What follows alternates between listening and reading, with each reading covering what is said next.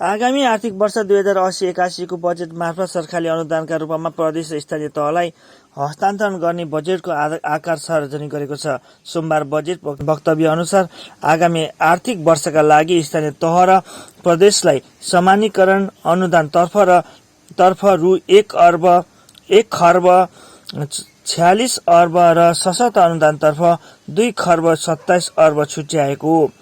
राष्ट्रिय प्राकृतिक स्रोत तथा वित्तीय आयोगको सिफारिसका आधारमा वित्तीय समानीकरण अनुदानतर्फ प्रदेशलाई 58 अर्ब 67 करोड र स्थानीय तहलाई 78 अर्ब 35 करोड गरी जम्मा रु 1 खर्ब 46 अर्ब 2 करोड वित्तीय हस्तान्तरण गरिने अर्थमन्त्री डाक्टर प्रकाश शरण महतले बताउनुभयो। आगामी आर्थिक वर्ष 2080-81 मा सशक्त अनुदानतर्फ प्रदेशलाई रु 35 अर्ब 72 करोड र स्थानीय तहलाई 1 खर्ब 91 अर्ब 81 करोड गरी जम्मा रु 2 खर्ब 27 अर्ब 61 करोड विनियोजन भएको छ। त्यस्तै समपूरक अनुदानतर्फ प्रदेशलाई 6 अर्ब 22 करोड र स्थानीय तहलाई रु 7 अर्ब 5 करोड रुपियाँ गरी जम्मा 13 अर्ब 27 करोड विनियोजन गरिएको छ। विशेष अनुदानतर्फ प्रदेश र स्थानीय तहलाई क्रमशः रु 4 अर्ब 46 करोड र रु 8 अर्ब 73 करोड रुपियाँ विनियोजन गरिएको छ। राजस्व बाँसमोडबाट प्रदेश र स्थानीय तहलाई रु 1 खर्ब 73 अर्ब 92 करोड रकम हस्तान्तरण हुने अर्थमन्त्री डाक्टर महतले बताउनुभयो। प्रतिनिधि सभाका सम्मान्य सभामुख महोदय, राष्ट्रिय सभाका सम्मान्य अध्यक्ष महोदय, यस गरिमामय संसदको संयुक्त बैठकमा नेपाल सरकारको अर्थमन्त्रीको हैसियतले आगामी आर्थिक वर्ष 2080-81 को बजेट प्रस्तुत गर्न उपस्थित भएको छु।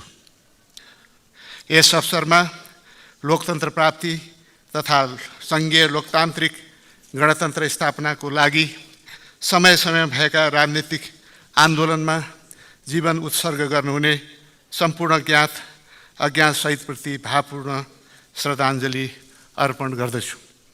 नेपालको संविधान जारी भएपछि दोस्रो पटक सङ्घ, प्रदेश र स्थानीय तह एवं राष्ट्रपति तथा उपराष्ट्रपतिको निर्वाचन सम्पन्न भएको छ। यसबाट जनतामा नयाँ उत्साहको सञ्चार हुनुका साथै संविधान कार्यान्वयन एवं संघीय लोकतान्त्रिक गणतन्त्र संस्थागत गर्न महत्त्वपूर्ण योगदान पुगेको छ।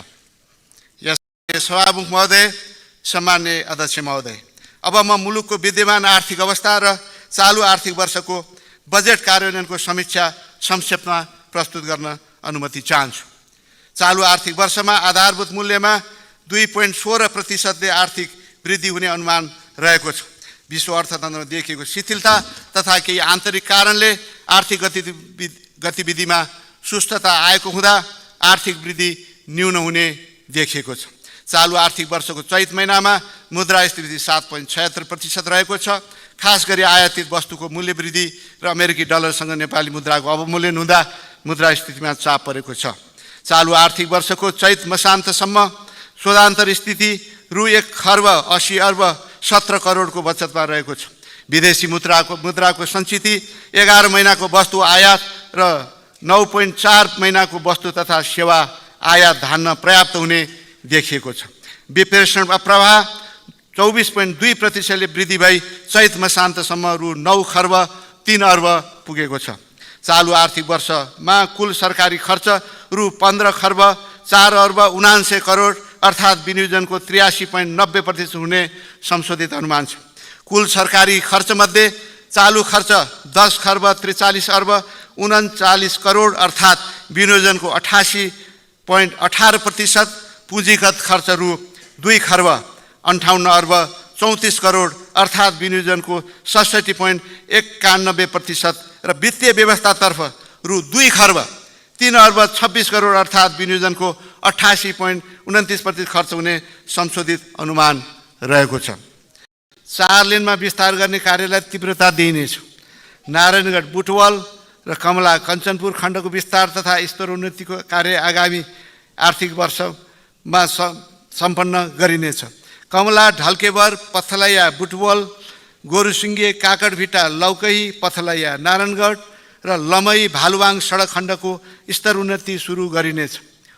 नारायणी नदी र तिराउ नदीमा सिग्नेचर पुल निर्माण सुरु गरिनेछ। पूर्व पश्चिम राजमार्गको विस्तार तथा स्तर उन्नतिको लागि रु 31 अर्ब 2 करोड विनियोजन गरेको छु। मध्यपहाडी राजमार्ग अन्तर्गत 5 थर, रामेछाप, नुवाकोट, पर्वत, बागलुङ, जाजरकोट लगायतका विभिन्न 12 खण्डको निर्माण तथा स्तर उन्नति गर्न रु 3 अर्ब 96 करोड बजेट छुट्याएको छु।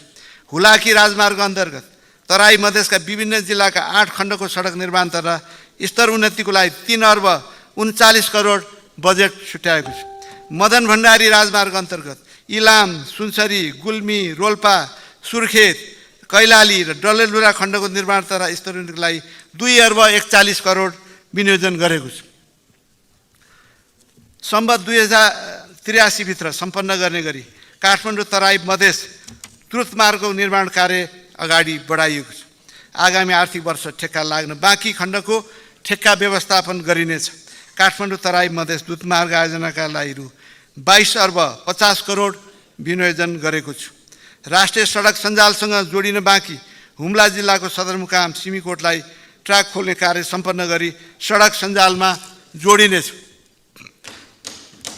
खण्डको निर्माण कार्यलाई निरन्तरता दिइनेछ। वीरगञ्ज काठमाडौँ रेलमार्ग र रसुवागढी काठमाडौँ रेलमार्ग विस्तृत अध्ययन प्रतिवेदन तयार गरिनेछ। राष्ट्रिय राजमार्ग, प्रादेशिक राजमार्ग, रणनीतिक सडक, सहरी सडक र स्थानीय तथा ग्रामीण सडकको वर्गीकरण तथा मापदण्डलाई समयानुकूल परिमार्जित गरिनेछ। सार्वजनिक यातायात सेवालाई सर्वसुलभ, सुरक्षित, भरपर्दो र वातावरण मैत्री बनाइनेछ। सुरक्षित सडक र सञ्जालको विकास गरी दुर्घटना न्यूनीकरण गर्न सडक सुरक्षा परीक्षण गर्ने व्यवस्था मिलाइनेछ। सम्भावित दुर्घटना स्थल पहिचान गरी घुम्ती तथा साँघुरो सडकमा क्रास ब्यारियरको निर्माण गरिनेछ। काठमाडौँ उपत्यकाभित्रको व्यस्त 44वटा चोकमा स्मार्ट ट्राफिक लाइट जडान गरिनेछ। भौतिक पूर्वाधार यातायात मन्त्रालयको लागि 1 खर्ब 31 करोड 39 करोड विनियोजन गरेको छु। आवास तथा सहजता एवं सम्भाव्यताका आधारमा झोलुङ्गे पुल निर्माण कार्यलाई अगाडि बढाइनेछ। आगामी आर्थिक वर्षमा थप 600वटा झोलुङ्गे पुल निर्माण सम्पन्न गरिनेछ। यसका लागि 5 अर्ब 83 करोड व्यवस्था गरेको छु। स्थानीय तथा ग्रामीण सडक र वैकल्पिक राजमार्ग निर्माण तथा स्तरोन्नति गर्न 1 अर्ब 50 करोड व्यवस्था गरेको छु। तराई मधेसका जिल्लाहरूमा सडक र ढल खानेपानी, नदी नियन्त्रण, सामुदायिक भवन लगायतका स्थानीय पूर्वाधार विकास गर्ने उद्देश्य सञ्चालित तराई मधेस समृद्धि कार्यक्रम निरन्तरता दिई 70 करोड विनियोजन गरेको छु। उच्च पहाडी र कर्णाली क्षेत्रको आर्थिक सामाजिक विकासलाई गति दिन तथा प्राकृतिक सम्भावनालाई पूर्ण रूपमा उपयोग गर्न उच्च पहाडी एवं हिमाली क्षेत्र समृद्धि कार्यक्रमलाई निरन्तरता दिएको छु। कर्णाली समृद्धि कार्यक्रम निरन्तरता दिएको छु। यसमा 87 करोड विनियोजन गरेको छु। सहरी विकास मन्त्रालयतर्फ 66 अर्ब 17 करोड विनियोजन गरेको छु। सिंचाइका साथ कृषि क्षेत्रको उत्पादन र उत्पादकत्व वृद्धिका लागि दिगो र भरपर्दो सिंचाइ सुविधा उपलब्ध गराउन ठुला जलाशयुक्त जल पथान्तरण गर्ने बहुउद्देश्य आयोजना निर्माणलाई जोड दिनेछ। कृषियोग्य भूमिमा वर्षैभरि भरपर्दो सिंचाइ उपलब्ध गराउन सतह, भूमिगत र नयाँ प्रविधि सिंचाइ प्रणाली विकासलाई प्राथमिकता राखी आयोजना छनौट गरेको छ। शिक्षा सिंचाइ आयोजना पश्चिम मूल नहरको नियमित मर्मत गरी सञ्चालनलाई निरन्तरता दिइनेछ। पूर्वी मूल नहरतर्फ 37 किलोमिटर नहर सञ्चालनमा ल्याई थप 53 किलोमिटरसम्मको निर्माण कार्यको सुरुवात गरिनेछ। यस आयोजनाका लागि रु 80 करोड विनियोजन गरेको छ। रानी जमरा गुलरिया सिंचाइ आयोजना अन्तर्गत प्रथम चरणको 14,300 हेक्टर सिंचित हुने शाखा नहर सञ्चालन गरी 12 महिना सिंचाइ सुविधा उपलब्ध गराइनेछ। लम्की मूल नहरको शाखा तथा प्रशाखा नहरबाट थप 1,500 हेक्टर जमिनमा सिंचाइ सुविधा विस्तार गरिनेछ। यस आयोजनाका लागि रु 2 अर्ब 63 करोड विनियोजन गरेको छु। 102 मेगावाटको मध्ये भोटेकोशी, 42.5 मेगावाटको सान्जेन तथा निजी लगानीकर्ताबाट प्रवर्तित जलविद्युत र सोलर आयोजन सम्पन्न गरी आगामी आर्थिक वर्षमा 900 मेगावाट विद्युत राष्ट्रिय प्रसारण प्रणालीमा थप गरिनेछ। आगामी आर्थिक वर्ष अन्त्यसम्म कुल विद्युत उत्पादन 3600 मेगावाट पुग्नेछ। रणनीतिक महत्त्व रहेको पश्चिम सेती जलविद्युत परियोजना, सेती रिभर 6, तल्लो अरुण लगायतका जलविद्युत आयोजना परियोजना विकास सम्झौता गरी निर्माण कार्य अगाडि बढाइनेछ। सुक्खायामको विद्युत माग सम्बोधन गर्न, जलविद्युत निर्यात गर्न 1200 मेगावाट क्षमताको बुढी गण्डकी र 635 मेगावाट क्षमताको दुधकोशी जलाशययुक्त जलविद्युत आयोजना लगाई मोडालिटी तय गरी निर्माण कार्य अगाडि बढाइनेछ। सङ्घ, प्रदेश र स्थानीय तहको सहलगानीमा 1061 मेगावाट क्षमताको माथिल्लो अरुण, 210 मेगावाट क्षमताको चैनपुर सेती, 106 मेगावाट क्षमताको जगदुल्ला, 99 मेगावाट क्षमताको तामाकोशी 5औं, 70.3 मेगावाट क्षमताको सिम्बुवा खोला तथा 77.5 मेगावाट क्षमताको घुन्सा खोला जलविद्युत आयोजनाहरूको निर्माण कार्य सुरु गरिनेछ। सन् 2045 अनुमान गरेको खर्च बेहोर्ने स्रोतमध्ये राजस्वबाट 12 खर्ब 48 अर्ब 62 करोड, वैदेशिक अनुदानबाट 49 अर्ब 94 करोड बेहोर्दा रु 4 खर्ब 52 अर्ब 75 करोड न्यून हुनेछ। सो न्यून पूर्ति गर्न वैदेशिक ऋणबाट 2 खर्ब 12 अर्ब 65 करोड जुटाइनेछ। राजस्व परिचालन सहायता परिचालन गर्दा नपुग्ने खुद 2 खर्ब 40 अर्ब आन्तरिक ऋणबाट बेहोरिनेछ। सम्मान्य सभामुख महोदय, सम्मान्य अध्यक्ष महोदय, अब म आर्थिक वर्ष 2080-81 को राजस्व परिचालनको नीति तथा कार्यक्रम प्रस्तुत गर्ने अनुमति चाहन्छु।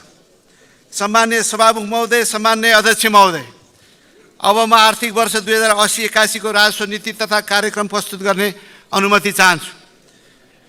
कर प्रणालीलाई आर्थिक र सामाजिक न्यायका लागि उपयोग गर्ने नीति लिइनेछ। शिक्षा, स्वास्थ्य लगायतका आधारभूत सेवा सुविधामा लगानी वृद्धि एवं नागरिकको पहुँच विस्तार गरी जीवनस्तरमा सुधार ल्याउन, मुलुकको पूर्वाधार विकासका लागि आवश्यक स्रोत जुटाउन र नागरिक हित एवं सामाजिक आर्थिक न्याय प्रत्याभूत गर्न राजस्व परिचालनलाई दिगो, भरपर्दो, व्यवस्थित र अनुमान योग्य बनाउन राजस्व नीतिको मुख्य उद्देश्य हुनेछ। उपयुक्त उद्देश्य हासिल गर्न देय बमोजिमको राजस्व नीति अवलम्बन गरिनेछ। क. पैठारीमा आधारित राजस्व संरचनाको रूपान्तरण गरी प्रत्यक्ष कर र आन्तरिक उत्पादनमा आधारित बनाउँदै लाने। राजस्व नीतिको माध्यमबाट उद्यमशीलता अभिवृद्धि गर्ने, आन्तरिक तथा बाह्य लगानी आकर्षित गर्ने तथा स्वदेशी उद्योगको संरक्षण एवं प्रवर्धन गर्ने। ग. कर नीतिको सैद्धान्तिक स्थायित्व सुनिश्चित गरी मुलुकको औद्योगिक एवं व्यावसायिक वातावरण सुधार गर्दै जाने। घ. कराधारको संरक्षण गर्नुको साथै नीतिगत छिद्रको दुरुपयोग र सबै किसिमका अनौपचारिक एवं अवैध आर्थिक कारोबारलाई निरुत्साहित गर्दै सबै करयोग्य क्रियाकलापलाई करको दायरामा ल्याई कराधार विस्तार गर्ने।